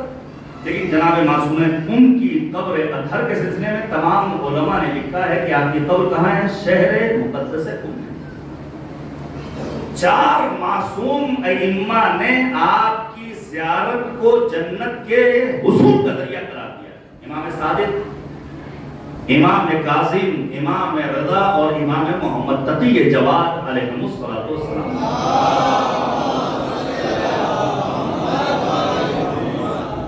آپ کے بابرکت وجود کے دفعہ میں شہر مقدس قم شہر علم و اجتہاد بنا ہوا ہے. علماء، مراجع، فقہاء، مجتہدین، ایک علمی فضا کیا کارنامہ کر دیا. معمار انقلاب امام خمینی اور رہبر انقلاب حضرت آیت اللہ العظمیٰ سید علی خامنئی رضوان اللہ تعالیٰ علیہ نے، جنہوں نے ایرانی جوانوں کو علم کی راہ میں. اب ایک سوال کرتا ہوں آپ سے، پھر کوئی بتائے گا اس وقت ایران میں یونیورسٹیز کی تعداد کتنی ہے؟ میں سن 2016 کا ایک سفرنامہ پڑھ رہا تھا، ایک عالم اہل سنت کا لکھا ہوا. 2016 میں وہ ایران جاتے ہیں، واپس آنے کے بعد سفرنامہ لکھتے ہیں. سن 2016 کی اس کتاب میں لکھا ہوا ہے کہ اسلامی انقلاب کی کامیابی سے پہلے ایران کی سرزمین پر یونیورسٹیز کی تعداد تھی 50، اور اسلامی انقلاب کی کامیابی کے بعد سن 2016 تک یونیورسٹیز کی تعداد ہو چکی تھی 2500. 2016 سے 2026 تک 50 اور بڑھی ہوں گی کہ نہیں؟ آپ سمجھ میں آیا یہ امریکہ اور اسرائیل آخر انہوں نے 900 کچھ اسکول اور یونیورسٹیز کو ٹارگٹ کیوں کیا ہے؟ چونکہ یہ علم کے دشمن ہیں. یہ ایرانی جوانوں کا علم تھا اور اس کا پاور تھا کہ انہوں نے اپنے ریلوے ٹریک کے ٹوٹنے والے پل کو چند دنوں میں بنا دیا اور پھر ٹرین دوڑنے لگی. ایشیا کے سب سے بڑے پل کو نشانہ بنایا گیا. ایرانی ماہرین جنہوں نے اپنے آپ کو انجینئرنگ کی فیلڈ میں اتنا آگے بڑھایا، چند ہی دنوں میں انشاءاللہ وہ تعمیر ہو جائے گا اور دنیا ہوا دبا ہو جائے گی. عزیزان گرامی یاد رکھیے گا یہ کمال ہے اہل بیت اطہار علیہ السلام کا، اور برکتیں ہیں جناب معصوم قم کے روضے اطہر. ذرا سنیے گا جناب معصوم قم کی ایک عظمت کیا ہے. ہمارے اوقات شعرا پڑھتے ہیں کہ بعد زہرا ثانیہ زہرا زینب ہیں، لیکن بعد زینب کوئی ثانیہ زینب نہیں. یہ کمیونٹی کے ذریعے جو کردار جناب زینب کبریٰ نے بعد شہادت امام حسین ولایت اور امامت کے دفاع کے لیے کیا ہے، وہی اقدام جناب معصوم قم نے کیا ہے اپنے بھائی امام رضا کی ولایت اور امامت کے دفاع کے لیے. صرف بھائی کی محبت میں نہیں، مدینے کو خیر بات کہا تھا. 17 دنوں تک آنا اور پھر بیت النور میں آپ کا قیام کرنا. یہ وہی جناب معصوم قم ہیں جن کے لیے آپ کی ولادت سے برسوں پہلے امام نے فرمایا تھا اِنَّ لِلَّهِ حَرَمًا وَهُوَ مَكَّةَ. امام صادق ابھی ولادت نہیں ہوئی، 45 سال پہلے اللہ کا حرم ہے جو مکہ ہے، رسول کا ایک حرم ہے جو مدینہ ہے، امیر المومنین کا ایک حرم ہے جو کوفہ ہے. پھر مولا فرماتے ہیں وَإِنَّ لَنَا حَرَمًا وَهُوَ بَلْدَةُ قُم. ہم اہل بیت کا ایک حرم ہے جو شہر مقدس قم ہے. مولا فرماتے ہیں سَتُدْفَنُ فِيهَا امْرَأَةٌ مِنْ أَوْلَادِي تُسَمَّى فَاطِمَةٌ فَمَنْ زَارَهَا وَجَبَتْ لَهُ الْجَنَّةُ. ان قریب میری ذریت سے ایک بیٹی وہاں دفن کی جائے گی جس کا نام فاطمہ ہوگا. جو بھی میری بیٹی فاطمہ کی قم میں زیارت کرے گا جنت اس کے اوپر واجب ہو جائے گی. یہ عظمت ہے جناب معصوم قم. اللہ روایات میں ملتا ہے تدخلوا بشفاعتها شیعتی الجنہ باجمعہم. شیعوں اپنی قسمت پر ناز کرو. امام صادق فرماتے ہیں میری بیٹی فاطمہ کی شفاعت کے ذریعے سارے شیعہ وارد بہشت ہوں گے. ذرا آپ زیارت پڑھیے جو امام رضا سے ہم تک پہنچی جناب معصوم قم کی. غیر معصومین میں 2 ہستیاں جن کی زیارت معصومہ ہیں، ایک ذات سرکار وفا ابو الفضل عباس کی اور دوسری زیارت ہے جناب معصوم قم کی. امام رضا کا ذرا سا تذکرہ سنیے، وقت ختم ہو رہا ہے. امام رضا کیا بات عظمت ذات ہے. علماء اہل سنت نے آپ کی ماں کی جلالت کا تذکرہ کیا، آپ کی عظمتوں کا قصیدہ پڑھا. ابن صباغ مالکی نے لکھا، متعدد علماء اہل سنت نے. یہ وہی امام رضا ہیں جن کی زیارت کے سلسلے میں عائشہ سے روایت ام المومنین کیا لکھا ہے؟ ان عائشہ قال رسول اللہ. عائشہ کہتی ہے کہ پیغمبر نے فرمایا جو شخص طوس میں میرے بیٹے رضا غریب کی زیارت کرے فَكَأَنَّمَا حَجَّ مَرَّةً، گویا اس نے ایک حج کیا ہے. سوال، کیا حج صرف آج مہنگا ہے؟ ہاں نہیں، حج اس دور میں بھی مہنگا تھا. لوگ آنے کے بعد کہتے تھے یا رسول اللہ حج کے لیے پیسہ کہاں سے لائیں؟ البتہ اتنا مہنگا نہیں تھا جتنا آج آل سعود کی کارستانیوں کے نتیجے میں مہنگا ہے. ابھی آپ کو معلوم ہے کہ وات ٹیکس الگ دینا پڑ رہا ہے. گناہ وہ کریں بھگتے دنیا بھر کے مسلمان. میں گزارش کروں گا اس پر ذرا سر جوڑ کر بیٹھنے کی ضرورت ہے. امیر المومنین نہج البلاغہ میں خط لکھتے ہیں، موجود ہے، مکے کے گورنر قسم ابن عباس کے نام. ذرا پڑھیے گا. مولا نے قسم کے نام خط لکھا ہے، اے قسم جب حاجی حج کرنے آئے تو ان کا استقبال کرنا اور اہل مکہ کے درمیان اعلان کر دینا کہ حاجیوں سے کرائے کے نام پر قیمت وصول نہ کریں. ذرا سوچئے مولا کائنات نے اپنے دور حکومت میں کیا فرمان جاری کیا. لیکن مولا امیر المومنین کی شہادت کے بعد معاویہ نے نظام بدل دیا، کرایہ وصول کرنا شروع کر دیا. وہی سلسلہ آج آل سعود تک پہنچا ہے. پھر ہمارا حاجی بھی جب حج کرنے جاتا ہے تو اس کی ساری کوشش یہ ہوتی ہے کہ پیدل نہ چلنا پڑے، ہوٹل دور نہیں ہونا چاہیے. اگر ایک نہیں آسان حج ہوتا تو ہم پروردگار سے گزارش کر لیتے، پروردگارا جھیلوں کا شہر بھوپال کعبہ یہاں بنا دے. ایک قریب پروردگار جنت اگر دیکھنی ہے تو ہم کشمیر چلے جائیں، کشمیر کی سرزمین پر کعبہ بنا دے، دہرادون میں بنا دے، منالی، نینی تال، سوئٹزرلینڈ، ایران، مشہد. پروردگارا راز کیا ہے کہ تو نے وادی غیر سیسر کے درمیان اپنا کعبہ بنایا؟ جب نہیں آواز قدرت آئے میرے نادان بندے، یاد رکھ میری عبادت کی راہ میں تو جتنی سختیوں کو برداشت کرے گا اجر و ثواب اتنا بڑھتا چلا جائے گا. صلوات بھیجیے گا محمد وعلیہ. سنیے گا کیا فرمایا؟ جو شخص زیارت امام رضا غریب کے لیے جائے گویا اس نے ایک حج کیا. عائشہ کو حیرت ہوئی، ایک حج؟ پیغمبر نے کہا حجتین، دو حج کا ثواب، دو حج کا ثواب، ایک زیارت امام رضا. پیغمبر فرماتے ثلاث مرات، ایک زیارت امام رضا کے بدلے 3 حج کا ثواب. اب روایت کہتی ہے علماء اہل سنت نے بھی لکھا ہے فسکتت عائشہ، ام المومنین خاموش ہو گئی. پیغمبر نے فرمایا یا عائشہ لو لم تسکتی لبلغت الی 70. اے عائشہ اگر تم خاموش نہ ہوتی تو میں امام رضا کی زیارت کے ثواب کو 70 حج کے برابر کرا. ایک زیارت امام رضا کتنے؟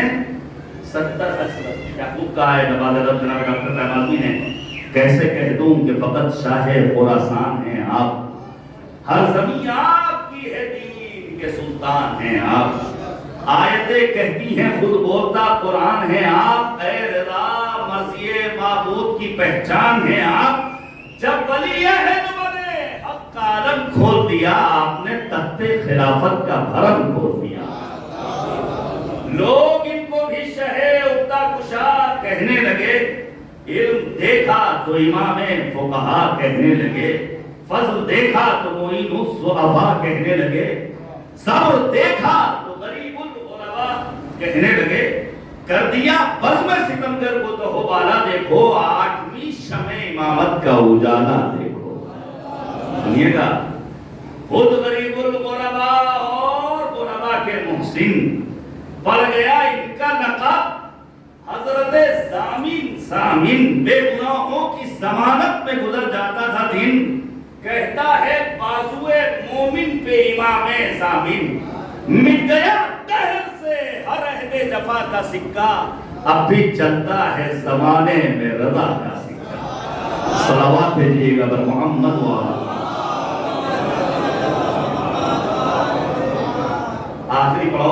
1 گھنٹہ ہو گیا میں ختم کر رہا ہوں، لیکن میں نے 12 گھنٹے انتظار کیا اس مجلس کے لیے، اس لیے 12 منٹ اور دے دیے، ختم کر دیا میں نے۔ سنیے گا، امام رضا سے آنے والا اگر پوچھتا ہے فرزند رسول سألہ عن خیار العباد، روئے زمین پر اللہ کے بندوں میں سب سے بہتر بندے کون؟ ذرا سنیے گا، پڑھیے آپ قرآن مجید کو۔ اعلان قدرت کیا ہے؟ اعلان قدرت ہے فَأَمَّا مَنْ ثَقُلَتْ، یہ ہمارے کاندھوں پر کون بیٹھے ہوئے ہیں؟ منکر لوگ، جن کا کام کیا ہے؟ جی ہاں، کیا کام ہے؟ لکھنا۔ اچھا، جو چیز لکھی جاتی ہے اسے پڑھی جاتی ہے، لیکن اعلان قدرت کیا ہے؟ فَأَمَّا مَنْ ثَقُلَتْ مَوَازِينُهُ فَهُوَ فِي عِيشَةٍ رَاضِيَةٍ وَأَمَّا مَنْ خَفَّتْ مَوَازِينُهُ فَأُمُّهُ هَاوِيَةٌ۔ نام اعمال جس کا سنگین ہوگا وہ جنت کی نعمتوں میں عیش کرے گا، اور جس کا نام اعمال سبک ہوگا اس کا ٹھکانہ جہنم ہوگا۔ اب وقت ہوتا تو میں بیان کرتا، یا پھر قرآن مجید میں پروردگار عالم نے قیامت کے کتنے نام لکھے جو ہمارے یہاں کبھی کبھی کہا آج موج کر لو، کل کس نے دیکھا ہے؟ نہیں، کل ہی دیکھ رہا ہے انشاءاللہ۔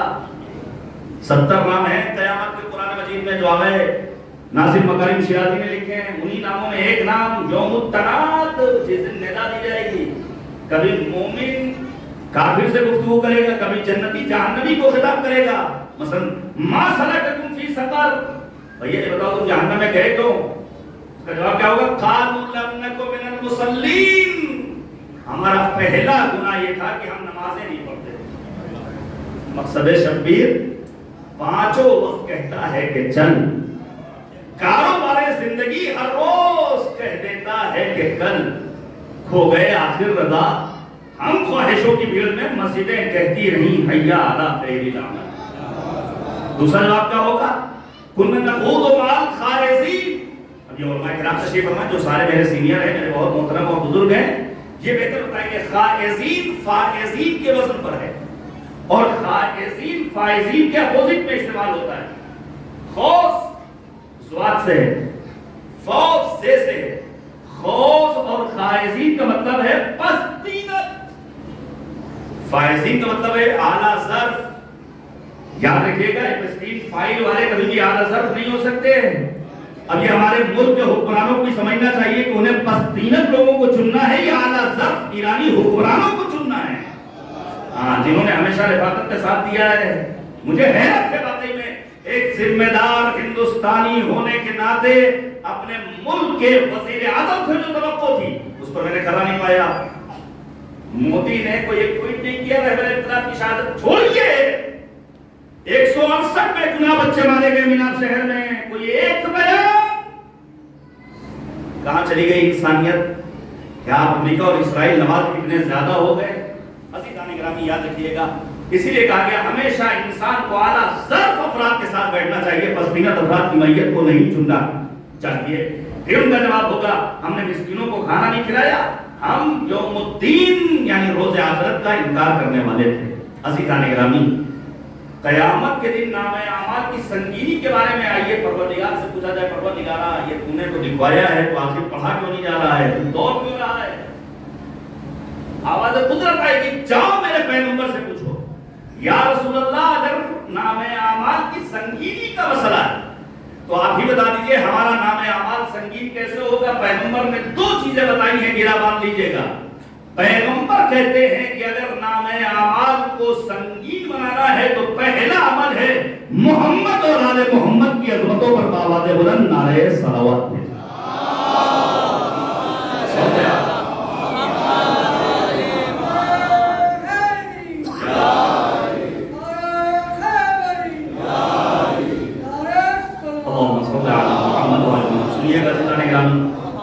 یہ صلوات صرف ہم شیعوں کے یہاں ہے تو ان کے یہاں بھی، ان کے یہاں چلے جائیے سب کچھ ملے گا، بہترین تلاوت، حسین لہجہ، بہترین تجوید کی رعایت، لیکن 2 چیزیں سننے کے لیے کان ترس جائیں گے، ایک بلند آواز سے بسم اللہ نہیں سنائی دے گی، اور دوسرے محمد اور آل محمد پر یہ مکمل صلوات نہیں سنائی دے گی جو ہم اور آپ بھیجتے ہیں محمد اور آل محمد علیہ السلام۔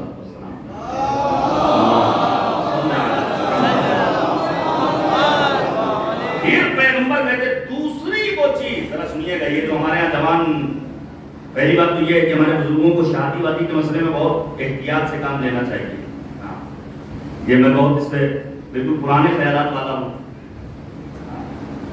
علیکم بذات الدین، دین کی پابندی شرط.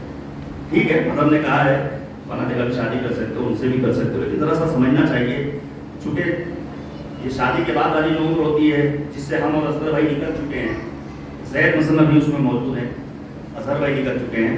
شروع والے دن تو کھیل اور تفریح کے ہوتے ہیں. اصل مرحلہ شروع ہوتا ہے جب شادی کے 15 18 20 سال گزر جائیں، تب سمجھ آتا ہے شادی کا مقصد کیا تھا. یہ جو بھی ہمارے یہاں شادی شدہ زندگیوں میں اختلافات کتنے زیادہ ہو رہے ہیں، اس کی بنیادی وجہ یہ ہے کہ ہمارے بزرگوں نے شادی بیاہ کے موقع پر اپنے فرائض کی ادائیگی میں کوتاہی سے کام کیا. یا تو وقت پر شادی نہیں کی یا پھر آزاد چھوڑ دیا.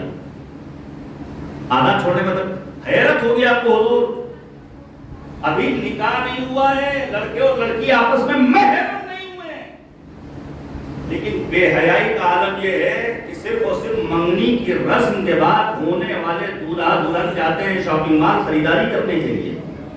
قسم خدا، کہاں چلی گئی انسانیت، کہاں چلا گیا دین، کہاں چلی گئی حیا، کہاں چلی گئی شرم، کہاں چلا گیا مشرق کا اوقار جو خاندانی تصور پیش کرتا تھا. حتیٰ بسا اوقات سننے میں آتا ہے کہ لڑکا جب لڑکی سے ملنا چاہتا ہے تو لڑکی کی ماں خوشی خوشی دروازہ بند کر دے گا، میں بات کر لے تو کیا ہے. تو اس کا انجام کیا ہوگا آپ کو معلوم ہے.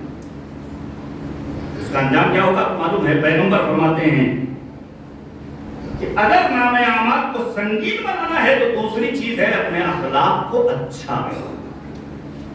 زوج و شوہر کو ایک دوسرے کے لیے اخلاق کو اچھا بنانا ہوگا. ظاہر ہے بقول خان سر کے، میں ان کا سن رہا تھا، خان سر نے کہا دیکھیے کوئی پرفیکٹ ہوتا نہیں. ہم انسانوں میں بہت ساری کوتاہیاں، بہت ساری کمیاں ہیں. بہرحال برداشت کرنے کا مادہ جتنا بڑھتا چلا جائے گا، ازدواجی زندگی میں لذتیں اتنی بڑھتی چلی جائیں گی. یہ برداشت کا مادہ ہمیں اپنے آپ پر پیدا کرنا. یہ حسن اخلاق. اب جلدی سے سن لیجیے. یہ جو امام رضا سے پوچھا گیا کہ مولا اچھے بندے کون ہیں، تو مولا نے نہیں کہا کہ جس کی قد کاٹھی بہت اچھی ہو، جو 6 فٹ لمبا ہو، جو گوری چمڑی والا ہو، جو پکا سید ہو، جو بہترین اداکار ہو، جو 2500 اسکوائر فٹ کے محل میں رہنے والا ہو، جو بڑا زمیندار ہو. نہیں، مذہب نے نہیں کہا. مذہب تو کہتا ہے انسان اپنے قلب کو وجود کے اعتبار سے جتنا زیادہ پاکیزہ ہوگا، اللہ کے نزدیک اتنا زیادہ قابل اعتبار ہوگا. بارز نام جناب بلال حبشی کا رنگ کالا ہے، سیاہ فام ہے، سیاہ پوست ہیں، پسینے سے بدبو آ رہی ہے. اور جب بلال کو مؤذن اسلام قرار دیا تو عرب کے بڑے گھرانوں سے تعلق رکھنے والے افراد نے آ کر کہا یا رسول اللہ یہ بلال تو وہ ہے جن کا شین کاف بھی درست نہیں ہے. پیغمبر اعظم پر جانے قربان، نبی اعظم نے فرمایا تم بلال کی لڑکھڑاتی زبان سے نکلنے والے شین کاف پر توجہ مت دو. سین بلال شین عند اللہ. جب بلال اشہدو کہتے ہیں تو اللہ کو اشہدو سنائی دیتا ہے. ذرا سنیے گا بات، وقت ختم ہو رہا ہے، جلدی سے آپ کے سامنے پیش کروں. امام رضا غریب نے کیا فرمایا ہے جلدی سے کہ کون سے وہ بندے ہیں جو اللہ کے نزدیک بہترین بندے ہیں. الذین اذا احسنوا استبشروا.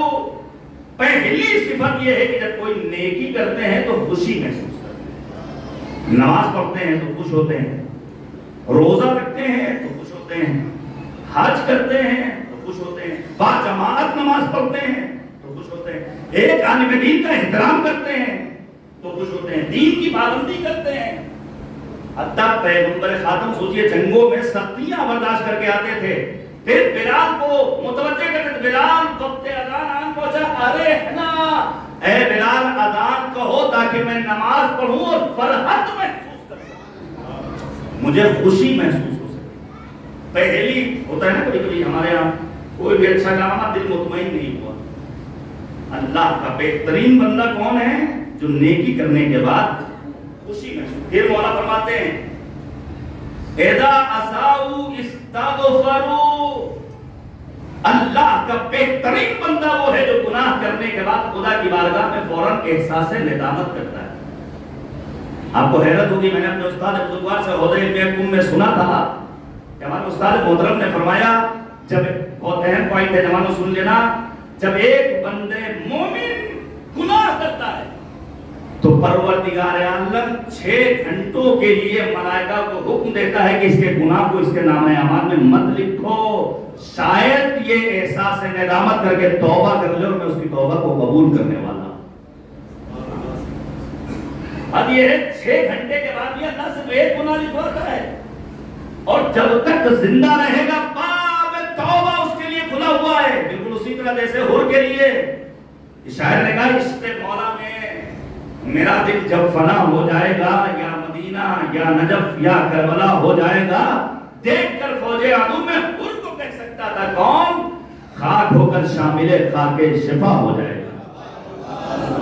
کبھی کبھی دشمن جن راستوں سے ہماری قوم کے جوانوں کو بہکاتا ہے، اس میں ایک راستہ کیا ہے، ہم کہتے ہیں بھیا نماز پڑھو، مولوی صاحب اتنے گناہ ہو گئے کہ بخشش کے کوئی چانس نہیں ہے. نہیں، یاد رکھیے گا قاتل حمزہ کو پروردگار معاف کر سکتا ہے تو ہم تو عزادار ہیں، ہم تو زہرا کے لا کے مادمدار ہیں، ہم تو فرشیادہ بچھانے والے ہیں، ہم تو مولا کی خوشی میں خوشی بنانے والے ہیں. اللہ یقیناً ہمارے گناہوں کو معاف کرنے والا ہے. اب ایک روایت سنیے، اسے بھی سنی علماء نے بھی لکھا ہے، ہمارے یہاں بھی موجود ہے.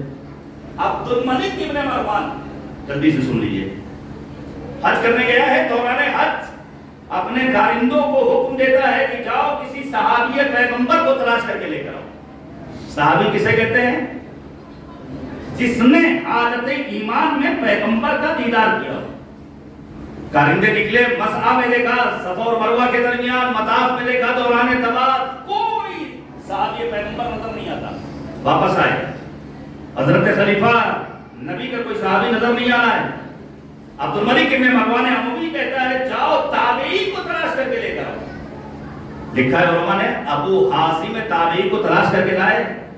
ابو حازم تابعی سے عبد الملک ابن مروان اموی کہتا ہے بھیا میں جب کوئی نیک کام کرتا ہوں تو خوش نہیں ہوتا، گناہ کرتا ہوں تو احساس ندامت نہیں ہوتا ہے. سنیں گے اس موقع پر ابو حازم جعفری کہتے ہیں اس کی بنیادی وجہ یہ ہے کہ تمہارا دل مکمل طور پر مردہ ہو چکا ہے. جیسے جیسے انسان گناہ کرتا چلا جاتا ہے، یہ گناہ کے سبب انسان کا دل سیاہ ہوتا چلا جاتا ہے، پھر نہ اسے نیکی کے بعد خوشی ہوتی ہے، نہ گناہ کے بعد احساس ندامت ہوتا ہے. یہ مولا نے فرمایا. پھر تیسری علامت کیا ہے؟ اذا اوتو شکروا، جب اسے کوئی نعمت ملتی ہے تو شکرانے پروردگار کرتا ہے. پھر وہ یہ نہیں کہتا ہمارے پاس تو کچھ نہیں ہے. جب بھی کوئی نعمت ملے تو فوراً کہتا حتی حدیث قدسی میں ہے من لم یشکر نعمائی، یہ اعلان قدرت ہے اگر کوئی میری نعمتوں پر شکریہ ادا نہ کرے فَلْيَخْرُجْ مِنْ أَرْضِ وَسَمَائِ، تو اسے میری زمین پر رہنے کا حق نہیں، اسے میرے آسمان کے نیچے رہنے کا حق نہیں، میرے زمین و آسمان کو چھوڑ دے. وَيَطْلُبْ رَبًّا سِوَائِ، میرے علاوہ کسی اور کو اپنا پروردگار تسلیم کر دے. کتنی اللہ نے ہمیں اور آپ کو نعمتیں دے رکھی ہیں. ابھی ذرا سا ناک میں کوئی ایک دانہ نکل آئے، دانت میں ذرا سی تکلیف ہو جائے، کان میں کوئی پھنسی نکل آئے، انگلی میں ذرا سا فریکچر ہو جائے، 2 مرتبہ کہیں ڈاکٹر کے پاس آنا جانا پڑ جائے، تب سمجھ میں آتا ہے کہ یہ نعمت کتنی عظیم ہے جسے صحت کہا جاتا ہے. پھر مولا فرماتے ہیں، یہاں تک لانا چاہتا تھا، اِذَا ابْتَلَوْا صَبَرُوا، بہترین بندے وہ ہیں جو آزمائشوں کے ہنگام صبر کرتے ہیں. بھائی لوگوں کے لیے ایک آزمائش کا موقع ہے. میرا آج کا وعدہ کہیں اور کا تھا، لیکن چونکہ نہایت حساس موقع تھا لہٰذا میں نے بھوپال آنا پسند کیا تاکہ ایک جوان کی وجہ سے ترہیم سے خطاب کر سکوں. ظاہر ہے موت بہرحال گھر والوں کے لیے سخت ہے، لیکن ذرا اس ماں سے پوچھئے جس کا جوان بیٹا رخصت ہوا ہے، وہ بھی چاند ایسا بیٹا، وہ بھی مولا کا نوحہ پڑھنے والا بیٹا، وہ بھی دنیا میں پائے جانے والے ضرورت مندوں کی ضرورتوں کو پورا کرنے والا بیٹا. لیکن سخت ہے، لیکن اللہ آزمائش میں اپنے منتخب بندوں کو مبتلا کرتا ہے. حتی پروردگار عالم کا اعلان ہے وَلَقَدْ فَتَنَّا سُلَيْمَانَ وَأَلْقَيْنَا عَلَى كُرْسِيِّهِ جَسَدًا، ہم نے سلیمان کو بھی امتحان میں مبتلا کیا ہے اور انہیں ناقص الخلقہ بیٹا دیا ہے. أَحَسَبَ النَّاسُ أَن يُتْرَكُوا أَن يَقُولُوا آمَنَّا وَهُمْ لَا يُفْتَنُونَ، کیا لوگوں نے گمان کر رکھا انہیں آزمائیں گے نہیں؟ اب اس آزمائش کے موقع پر صبر کا دامن ہاتھ سے نہیں چھوڑنے دینا. مقصد یہ کہ آپ کو رونا نہیں ہے، مقصد یہ نہیں کہ آپ کو اس کو یاد نہیں کرنا ہے، مقصد یہ نہیں کہ اس کے لیے اب آپ کو کچھ سوچنا نہیں ہے. نہیں، مقصد یہ ہے خدا کی بارگاہ میں شکوہ نہیں کرنا ہے، خدا کی بارگاہ میں اظہار نارضایتی نہیں کرنا، پروردگارا ہمارا ہی جوان کیوں چلا گیا. ہم نے کووڈ کے دور میں بہت سارے لوگوں کو یہ کہتے ہوئے سنا ہے کہ ہم تو اللہ میاں سے ناراض ہیں، اللہ تو ہماری سنتا نہیں ہے. نہیں، اگر کوئی مشکل مصیبت کا وقت آیا ہے تو انسان کو صبر کرنا. پھر مولا فرماتے ہیں ایدا، یہ بہت اہم ہے، ایدا قادر عفو، بہترین بندوں کی پانچویں علامت یہ ہے کہ جب غصے میں ہوتے ہیں تو درگزر کرنے کا جذبہ رکھتے ہیں، فوراً انتقام نہیں لیتے ہیں. یہ جملہ بھی بہت اہم ہے. اگر ہم فرش والے اپنے جیسے لوگوں کو معاف کرنے کا جذبہ پیدا کر لیں تو کل عرش والا ہمارے گناہوں کو بھی معاف کرے گا. آئیے خدا کی بارگاہ میں دعا کرتے ہیں. پروردگارا ہمارے اس خالص ذکر کا جو بھی ثواب ہے وہ مرحوم کی روح تک منتقل فرما، ان کے پسماندگان کو صبر و اجر عنایت فرما، ہم سب کو دین سمجھنے کی توفیق عنایت فرما، امریکہ اسرائیل اور آل سعود کو نابود فرما، رہبر انقلاب حضرت آیت اللہ سید مجتبی خامنئی کو طول عمر بابرکت کرامت فرما. دعاؤں کی قبولیت اور اپنی سلامتی کے لیے بآواز بلند نعرہ صلوات.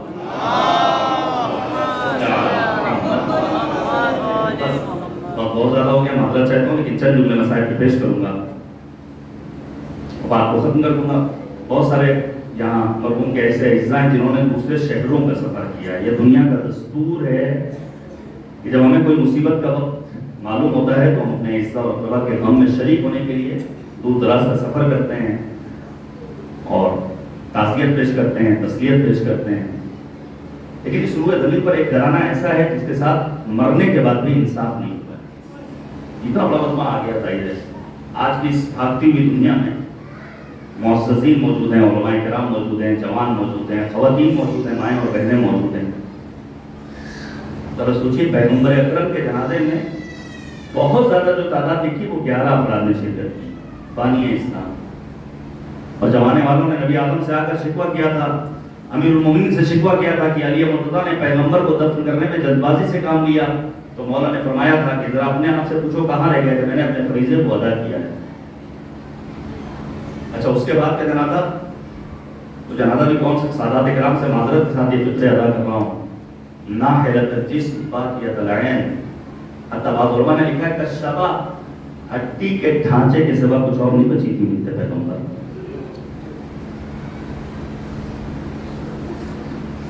مجھے بھی اللہ نے بیٹی دی ہے، میرے گھر میں بھی بہنیں اور بیٹیاں موجود ہیں، آپ یہاں بھی موجود ہیں. کیا آپ نے دیکھا ہے کہ 18 برس کی خاتون عصا بردار ہو، کمر خمیدہ ہو، سر کے بال کی سیاہی سفیدی میں تبدیل ہو جائے؟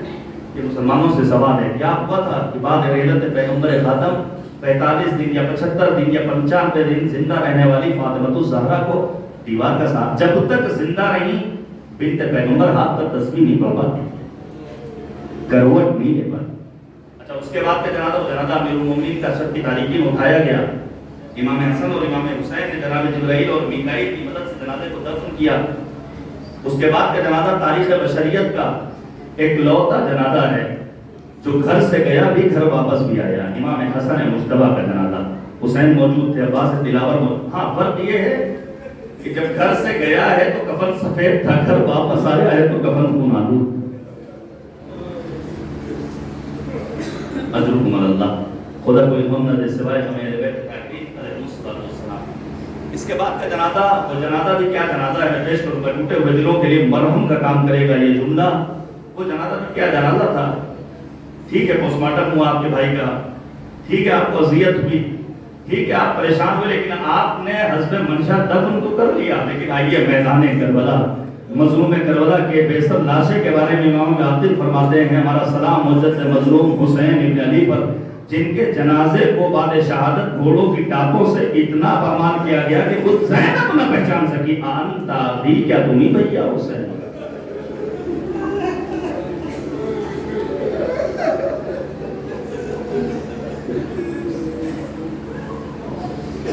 اجرکم اللہ. بس 2 جملے سنیے، ہفتے مہینے صدا ہو گیا ہے. خدا کوئی غم نہ دے سوائے غم اہل بیت. ایک جوان صاحبان اولاد اس چیز کو محسوس کر سکتے ہیں. لیکن میرا بیٹا ہے، جب تک وہ بہت منصف تھا، ہم میں سے ہر باپ یہ سوچ سکتا ہے، سمجھ سکتا ہے جب ہمارا بیٹا چھوٹا ہوتا ہے تو کبھی ہم اس کے رخسار چومتے ہیں، کبھی اس کے ہونٹوں کا بوسہ دیتے ہیں، کبھی پیشانی چومتے ہیں، کبھی سینے سے لگاتے ہیں. لیکن جیسے جیسے بیٹا جوان ہوتا جاتا ہے باپ حیا کرتا ہے. حتیٰ یہ محسوس کریں گے ہمارے بزرگ، جب بیٹا کریئر جوان ہوتا ہے تو ماں باپ اپنے بچے کو نگاہ بھر کر دیکھتے بھی نہیں، کہیں نظر نہ لگ جائے.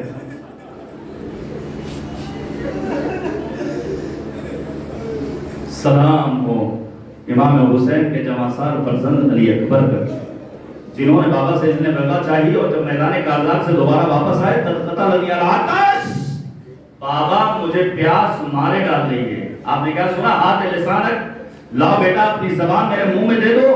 علماء بیان کرتے ہیں یہ جناب امام حسین جناب علی اکبر کی زبان اپنے منہ میں لے رہے تھے صرف اس لیے تاکہ دوزداد شجاعت دے سکیں. مولا اپنے جوان فرزند کو چومتے کیسے؟ حیا مانے تھی. جاؤ بیٹا جاؤ، میدان کارزار میں حوض کوثر پر جد بزرگوار سیراب کریں گے. بیٹا ہے جو جنگ کر رہا ہے 3 شب و روز کا بھوکا پیاسا، بس آخری جملے ہیں. یہاں تک کہ امام حسین کو آواز دی، بوڑھا باپ سجائی نہیں دے رہا ہے. مقتل میں پہنچے، کہاں ہو علی اکبر، کہاں ہو علی اکبر. اور جب اشارہ پا کر کے امام حسین پہنچے ہیں، لاؤ اپنا ہاتھ دے دو. باہوں کو لیا، ایک ہاتھ آگے نہ بڑھا بابا، نیزے کی یعنی سینے میں اتر گئی. نجف کا رخ کیا. اے بابا امیر المومنین، باب خیبر کو تو انگلیوں سے اکھاڑنا آسان تھا، لیکن جوان فرزند کے سینے سے نو کے نیزہ کو نکالنا بڑا دشوار کام ہے. نیزے کی یعنی کا باہر نکلنا تھا. علی اکبر کی روح قفس انصری سے پرواز کر گئی. جوان کا جنازہ، بوڑھا باپ آواز دیتے ہیں، اے بنی ہاشم کے بچوں آؤ. بوڑھا باپ، جوان کا جنازہ بوڑھے باپ سے اکیلے نہ اٹھے گا. وَسَيَعْلَمُ الَّذِينَ ظَلَمُوا